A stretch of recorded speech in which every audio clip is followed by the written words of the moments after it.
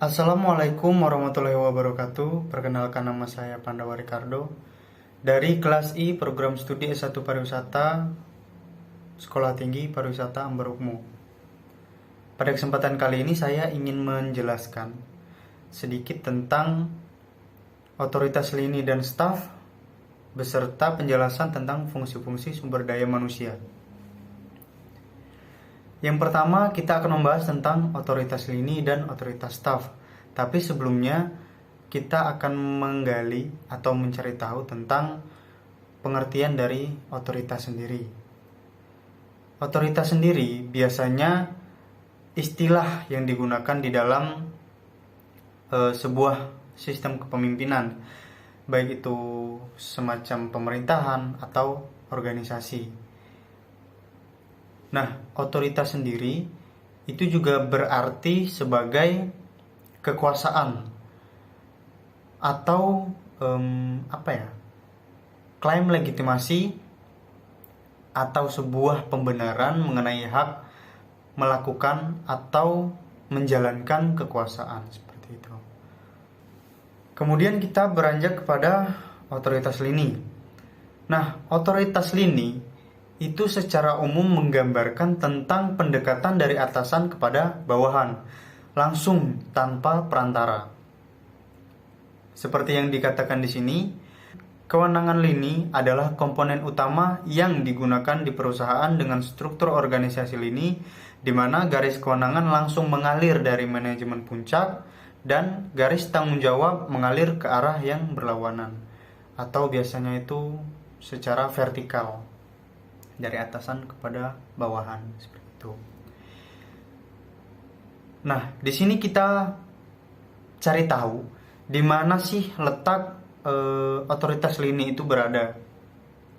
Anggap saja presiden di sini adalah pemilik perusahaan dan di bawahnya adalah direktur-direktur perusahaan. Nah, dari direktur perusahaan itu langsung mengarah kepada pekerja-pekerja di bawahnya atau karyawan-karyawan di bawahnya. Itulah yang disebut dengan otoritas lini. Dan memang biasanya otoritas lini itu ada di departemen-departemen tertentu, seperti itu. Misalnya, kalau seperti di hotel, housekeeping, ada head of departemen di housekeeping, itu memerintah kepada bawahan-bawahannya, pekerja-pekerjanya, karyawan-karyawannya, seperti itu. Atau lebih singkatnya lagi, atau lebih mudahnya lagi untuk dipahami, dalam sebuah rumah makan. Di dalam rumah makan, itu ada pemilik rumah makan. Pemilik rumah makan ini mempekerjakan orang sebagai pekerja. Nah, pemilik rumah makan ini itu nggak tahu menahu soal proses yang dilalui oleh pekerja. Tapi yang pemilik rumah makan ini pengen tahu adalah hasil dari apa-apa yang sudah ditugaskan untuk pekerja ini, seperti itu. Kemudian kita berlanjut kepada otoritas staf. Nah, di sini dijelaskan bahwasannya otoritas staf mengacu pada hak untuk memberikan nasihat dalam meningkatkan efektivitas bagi karyawan lini dalam menjalankan tugasnya. Nah, dari penjelasan di dalam sini itu sudah jelas bahwasanya otoritas staf ini itu satu tingkat lebih tinggi daripada otoritas lini, di mana otoritas staf ini biasanya adalah persona yang memiliki kemampuan khusus, atau biasanya yang sering kita lihat itu di dalam struktur organisasi ada namanya staf ahli.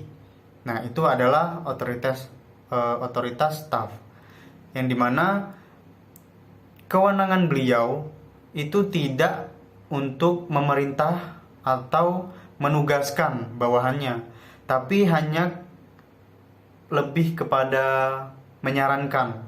Jadi seperti tadi head of department housekeeping, itu di atasnya ada staf ahli yang mengarahkan bahwasanya untuk menggerakkan karyawan bawahanmu, kamu harus seperti ini, seperti ini, seperti ini.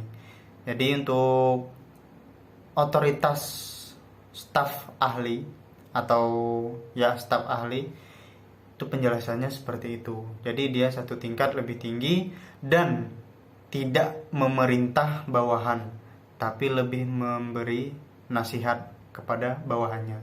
Seperti itu. Perbedaan utama antara otoritas lini dan otoritas staf yaitu otoritas lini mencerminkan hubungan atasan dan bawahan yang ditandai oleh kekuatan pengambilan keputusan, sedangkan di otoritas staf itu mengacu pada hak untuk memberi nasihat. Jadi perbedaan secara umumnya adalah kalau yang otoritas lini itu atasan ke bawahan yang langsung memerintah, tapi kalau yang otoritas staf itu lebih kepada pemberi nasihat. Jadi tidak memberikan tugas atau ya memerintah seperti itu. Kemudian kita membahas fungsi sumber daya manusia.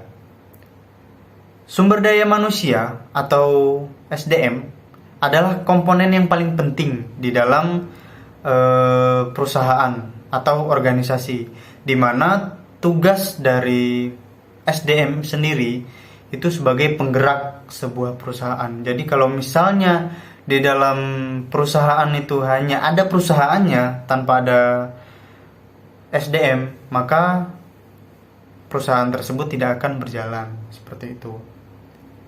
Nah, kalau dari penjelasan di sini, sumber daya manusia atau SDM adalah komponen penting yang berfungsi sebagai penggerak kegiatan produksi pada sebuah organisasi atau perusahaan.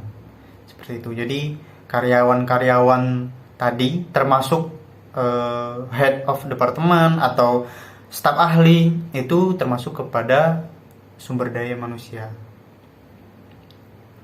Nah, agar bisa selaras dengan visi dan misi perusahaan, sumber daya manusia harus diseleksi. Nah, itulah alasan mengapa adanya HRD atau Human Resource Department, di mana tugas dari Human Resource Department itu adalah menyeleksi para calon pekerja perusahaan agar nanti bisa dapat diandalkan untuk kemajuan perusahaan.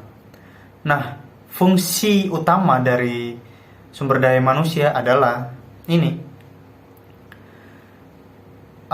demi terwujudnya tujuan organisasi dengan mendapatkan sumber daya manusia yang baik. Contoh kecil misalnya di dalam sebuah perusahaan itu, kalau hanya ada pemimpinnya saja atau hanya ada perusahaannya saja, itu perusahaannya itu tidak akan berjalan.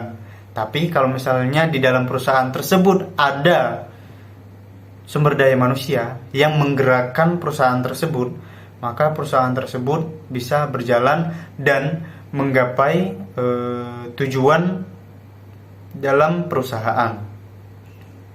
Jadi penyeleksian sumber daya manusia itu juga penting untuk dilakukan. Nah, sekian saja untuk pembahasan tentang otoritas lini dan staf, kemudian penjelasan tentang fungsi sumber daya manusia.